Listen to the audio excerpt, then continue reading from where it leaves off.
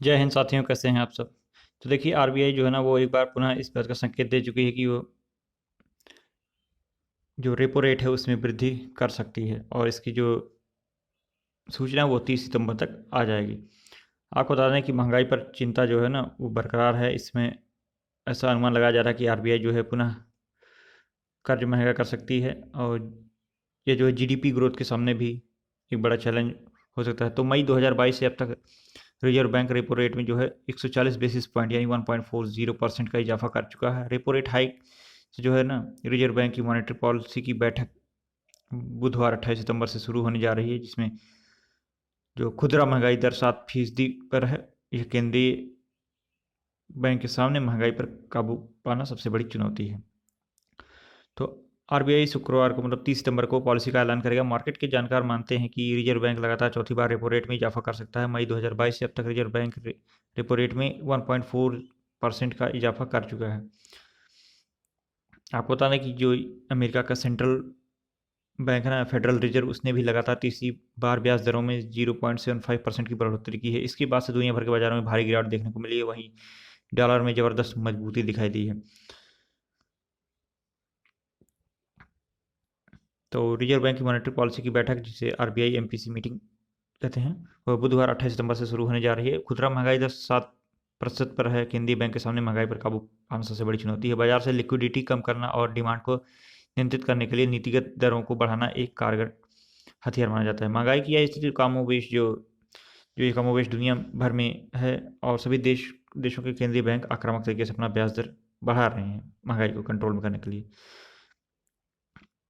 तो मई 2022 से अब तक रिजर्व बैंक जो है रेपो रेट में 1.4% का इजाफा कर चुका है। तो रेपो रेट में 0.50% का हो सकता है इजाफा। तो रिसर्च फर्म जो एडलवाइजस सिक्योरिटीज़ की रिपोर्ट के मुताबिक खुदरा महंगाई दर 7% है और महंगाई खासकर खाने पीने की चीज़ों की कीमतों में बढ़ोतरी का अनुमान लगाना से मुश्किल है। ऐसा इसलिए क्योंकि इस साल उत्पादन में जो है कमी का अनुमान लगाया जा रहा था। वहीं यूएस फेडरल कमज़ोर ग्रोथ के आंकड़ों के बावजूद महंगाई पर सख्त बना हुआ है। इसका असर भारत समेत दुनिया में के सभी अर्थव्यवस्थाओं पर रहेगा। ऐसे में आरबीआई भी एक बार फिर रेपो रेट में जो 50 बेसिस पॉइंट का इजाफा कर सकता है और आगे भी दरों में बढ़ोतरी बनी रह सकती है। तो रिपोर्ट का कहना है कि ब्याज दरों के इस अनुमान के बीच मॉनेटरी पॉलिसी के ऐलान में लिक्विडिटी पर आरबीआई की कमेंट्री पर नज़र रहेगी, क्योंकि जो एलएएफ है ना, लिक्विडिटी एडजस्टमेंट फैसिलिटीज, ये सरप्लस लगभग खत्म हो चुका है। आरबीआई मैक्रो स्टेबिलिटी को प्राथमिकता दे रहा है। हालांकि इससे ग्रोथ को झटका लगने की संभावना है, क्योंकि इकोनॉमिक रिकवरी अभी भी शुरुआती दौर में ही है। एसबीआई रिसर्च ने अपनी हालिया रिपोर्ट में कहा है कि लिक्विडिटी की मौजूदा स्थिति डेफिसिट मोड में है। करीब 40 महीने बाद लिक्विडिटी डेफिसिट देखा जा रहा है। फाइनेंशियल सिस्टम में लिक्विडिटी इनफ्लो पॉलिसी और नॉन पॉलिसी वजह से हो सकता है। पॉलिसी से जुड़े फैसलों में रिजर्व ओपन मार्केट ऑपरेशंस में बदलाव जैसे कदम देखने को मिल सकते हैं। वहीं नॉन पॉलिसी कदमों में विदेशी मुद्रा भंडार, सरकारी नकद बैलेंस और सर्कुलेशन में करेंसी का स्तर अहम है।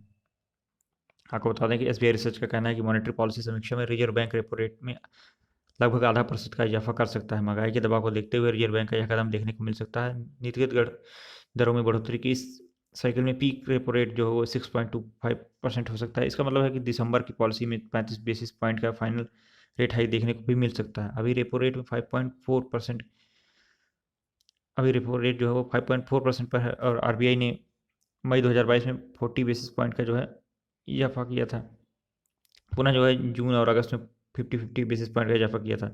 अगर इस बार रेपो रेट और आधा फीसदी मतलब 50 बेसिस पॉइंट बढ़ा देता है तो 3 साल के हाई पर 5.9% पर पहुंच सकता है। इसके अतिरिक्त ग्रोथ के सामने भी दो बड़े चैलेंज हैं, उन्हें आप समझिए। जो एडलवाइस की रिपोर्ट कहती है कि महंगाई से लड़ने के लिए फेड के मजबूत संकल्प का असर दुनिया के बड़े हिस्से में पेमेंट डायनामिक्स के संतुलन पर पड़ रहा है। आपको बता दें कि यूएस का जो फेडरल रिजर्व वो भी महंगाई पर काबू पाने के लिए जो है लगातार अपने को मजबूत करने के लिए जो है